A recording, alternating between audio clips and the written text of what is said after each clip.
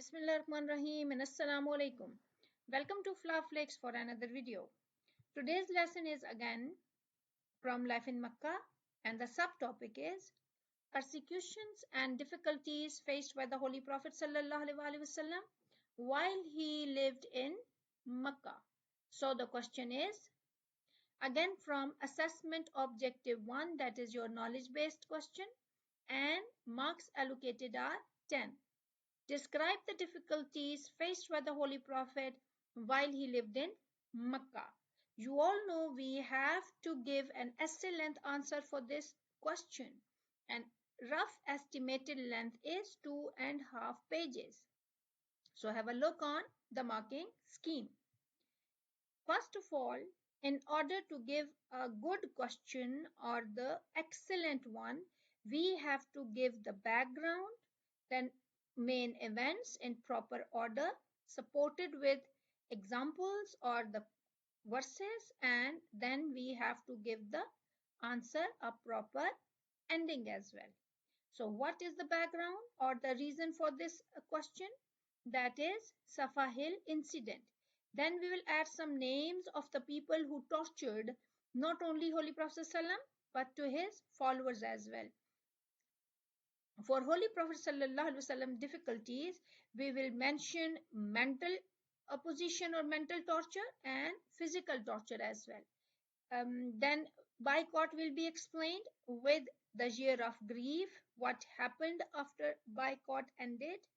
Then we will mention visit to Taif. And at the end, we will explain the murder plan that Quraysh people made in a council hall, Darun Nadwa. But Allah Almighty informed the Holy Prophet ﷺ and ordered him to leave Makkah and go to Medina. Okay. Now, now let's start the topic in detail. At Safa Hill, when Holy Prophet ﷺ got the commandment to expound openly what thou art commanded, he was given orders to announce Islam publicly, openly. So, Holy Prophet ﷺ started preaching openly. He gathered people of Makkah at Safa Hill and asked them if he told them that an army was at the back of the hill, would they believe him? They all unanimously said, yes, we believe in you because you are a truthful and honest man. But the moment Holy Prophet ﷺ explained Islam to them, he invited them towards oneness of God and towards his own prophethood, they all dispersed, abusing the Prophet. Abu Lahab, an uncle of Holy Prophet ﷺ, said, God forbid, may you perish forever. Have you called us for this, or did you call us for this? Holy Prophet ﷺ, keep in mind, he never cursed anyone, but Allah Almighty, in order to give answer to Abu Lahab, Allah Almighty revealed Surah Lahab, in which Allah said, hands of Abu Lahab and his wife be perish. Okay, so this was a kind of persecution or the torture, mental torture to the Holy Prophet ﷺ. Holy Prophet ﷺ was shocked as he was rejected by his own people. Holy Prophet ﷺ started open preaching. More and more people entered the folds of Islam, but obviously this was a gradual process. Quraysh felt threatened when they saw majority people are starting accepting Islam, so they got against the Prophet ﷺ and they held a meeting in which they planned to harm Muslims and the Prophet ﷺ both physically and mentally or verbally. Among those who opposed the religion of Islam, who persecuted Holy Prophet ﷺ and his followers, were mainly the chiefs, the tribal heads of Quraysh. Among them were Abu Jahl, Abu Lahab, Abu Sufyan, Walid bin Mughira, and Utbah bin Rabi. They threw dirt and filth at the Prophet ﷺ. He was even pelted with stones. Now, this is example of physical torture. a Qurayshi came and he rolled his sheet around the neck of the Holy Prophet ﷺ and strangulated him when he was offering prayers in the Holy Kaaba. Another example of physical torture was Abu Jahl placed she-camel filth on the back of the Prophet ﷺ while he was praying in the Holy Kaaba. It was so heavy, Holy Prophet ﷺ could not move. So somebody told Hazrat Fatima. She, with the help of others, removed that and she washed the head and the dress of Holy Prophet ﷺ. So this was another example of physical torture. Now, how they tortured or persecuted Prophet ﷺ verbally or mentally. They called the Prophet madman, a poet, a magician, a soothsayer. They wrote poems against Holy Prophet ﷺ in order to ridicule him. Abu Lahab, Prophet's uncle, forced his son Utbah and Utaiba to divorce the daughters of Holy Prophet ﷺ, Ruqayya and Kulthum. And obviously, this was a mental torture. When Prophet's second son died in infancy, Abu Lahab called the Prophet Abtar. Meaning of Abtar is one who is cut off from any future hope, one who is cut off from any future offsprings. Holy Prophet ﷺ became very much upset. So in order to console the Prophet, Allah sent Surah Kausar in which Allah promised him and Allah told him, I will grant you my favors, abundance. Abundance means followers in the form of Muslims. So Allah promised him and he said, I will give you a lot of followers in the form of Muslims. And Allah already informed the Prophet ﷺ that your lineage will be continued through your daughter Hazrat Fatima. And above all, abundance mean a river in the paradise, river of Kausar. And the water of Kausar will be whiter than the milk and sweeter than the honey. So Allah Almighty, in order to console the Prophet, told him of all these bounties. Okay.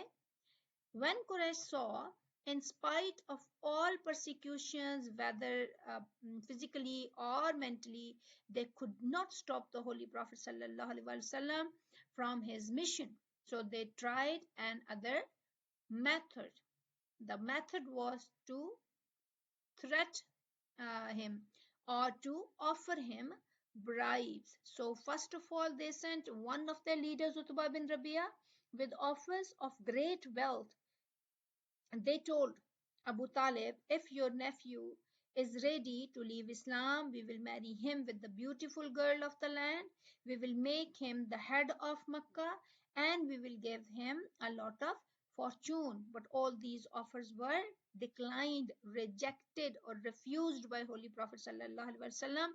He turned down all such offers.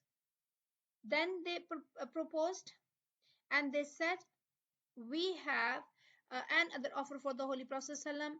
In case Holy Prophet ﷺ will follow the gods of Quraysh, we will accept the concept of oneness of God. For example, in simple words, they said, if Holy Prophet ﷺ accept our God, we will accept his God. So basically, this was a kind of trading. Holy Prophet ﷺ strongly rejected this offer as well. And he replied, this was again, it is mentioned in Surah Kafirun, which says, to you be your religion and to me mine. The Quraysh went to Abu Talib and asked him to withdraw his protection and restrain his nephew from preaching. Otherwise, they would resort to violence. Now, this was an open threat.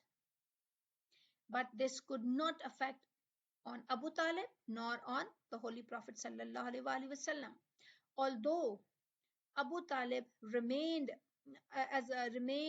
the protector of Holy Prophet ﷺ, but being the uncle of the Prophet, he was worried for his life. So Holy Prophet ﷺ told Abu Talib, in which he said, if they place the sun on my right hand and the moon on my left hand, I will not leave my mission until I'll be successful or I'll be destroyed in the process. It means Holy Prophet sallallahu alaihi wasallam remained steadfast in spite of all these problems, hurdles, tortures, and opposition. When Abu Talib saw the determination of his nephew, he said, "Go and preach what you please, for by God I will not forsake you." From this moment till the death of Abu Talib remained a shield of protection for the Holy Prophet sallallahu alaihi wasallam. He even bore the persecution of boycott. When Quraysh saw the growing strength of Muslims and the courage and the determination of Holy Prophet sallallahu alaihi wasallam, in 7th year of prophethood, they imposed a total social and economic boycott on the whole family of the Prophet sallallahu alaihi wasallam, whether they were Muslims or non-Muslims. So, Banu Hashim tribe and the tribe of Abdul Muttalib had to live in a narrow gorge of Abi Talib, Abi Talib, without any proper food supply. Makkans wrote an agreement against the tribes of the Prophet in which they mentioned no one will marry with the persons or individuals of Hashims, no one will provide them food or drink, no one will have any kind of relationship with them. It means Holy Prophet's family was completely cut off and they were boycotted. This torture was not just for few months, this was for 3 years. People preferred to die, but they were not ready to renounce their faith. After 3 years, some kind-hearted people, when they saw sufferings of people, especially young children whose cries could be heard outside the gorge, they intervened and they talked to the authorities, and with their intervene, this ban was lifted up. Holy Prophet sallallahu alaihi wasallam was already informed by Allah Almighty. Allah told him this ban would be finished now. When people approached Makkah, the Holy Kaaba, they saw the agreement was already eaten up by a termite. Only the name of Allah was left on that. With this, after 3 years, this severe kind of torture was finished. But after this boycott, Holy Prophet sallallahu alaihi wasallam lost his two supporters. Abu Talib died, and Abu Talib was a shield for the Prophet sallallahu alaihi wasallam. He was his supporter, and being a head of the tribe of Banu Hashim, Abu Talib was in the condition to protect the Prophet ﷺ, and after his death, Abu Lahab was supposed to be the new leader, and he was the worst enemy of Islam. That is why Holy Prophet ﷺ was now deprived of the support from his own people. That is why he was upset. Holy Prophet ﷺ also lost Hazrat Khadija because she also died after this boycott, and this was the 10th year of prophethood. Holy Prophet ﷺ called this year the year of grief, year of sorrow. Okay. We already have done Hazrat Khadija. You all know Hazrat Khadija was very loving and cooperative wife of the Holy Prophet ﷺ. She not only supported the Prophet morally, but she also supported him financially. Holy Prophet ﷺ would say about her, as he said, she gave me home when I was alone. She placed all her wealth at my disposal when I was poor and supported me in my mission when others rejected me. Holy Quran also says the same about Hazrat Khadija. Allah Almighty called her a great blessing for the Prophet when it says, "Did he not find you in need and made you independent?" It means when Holy Prophet ﷺ was in need, Allah Almighty gave him a rich lady in his marriage.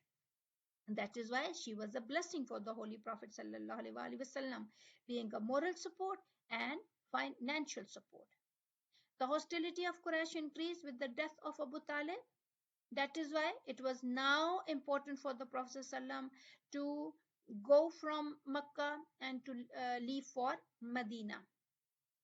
But before he went to Medina, he wanted to try his luck to go somewhere else.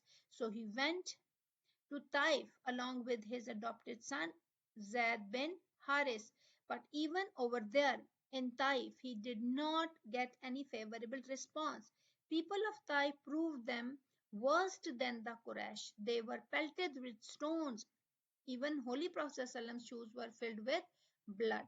He had to take refuge in a nearby orchard of grapes where he was offered some grapes. And this was the point when Angel Jibrail came along with the angels of mountain, and they offered the Prophet, if you say, Allah Almighty is saying, I will crush people of Taif between two mountains. But Holy Prophet ﷺ said, I am not sent to curse the people. I am sent as the mercy for the whole universe. So how can I ask for their destruction? I am hopeful in future they might accept Islam. And it was so.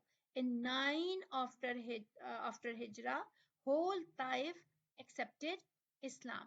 So again, with this incident or with this event, we came to know Holy Prophet ﷺ was strong enough to face all challenges, and he did not leave his mission in spite of all hurdles, in spite of all problems in his life. Not only he was tortured badly, but his followers were also tortured. So, if someone suffers for the cause of Allah, definitely Allah um, assures him of his support, like Allah Almighty showed for the Holy Prophet sallallahu alaihi wasallam. This visit of Taif shows his love for Islam and fulfillment of his mission, his steadfastness to preach even if he was insulted, his forgiveness for the people of Taif that he did not let the angel destroy them, and his best wishes for the upcoming generations of Taif. Eventually, they besieged his house to kill him. Now, this is the ending of the answer.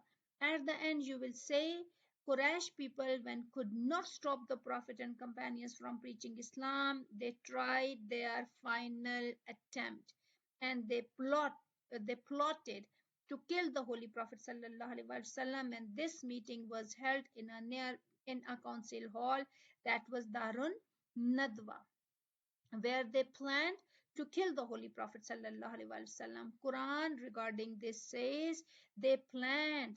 Allah two plans. Indeed, Allah is the best planner. So Allah says they plan to kill you. One who is in the heavens plans to save you.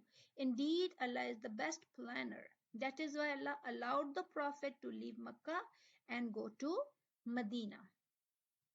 And with this migration, this long phase of tortures and persecution was ended. I hope this is clear to all of you. The next topic will be discussed, and it is persecutions of the Holy Prophet's followers. In the next video, inshallah, we will discuss this as well. Till then, take care.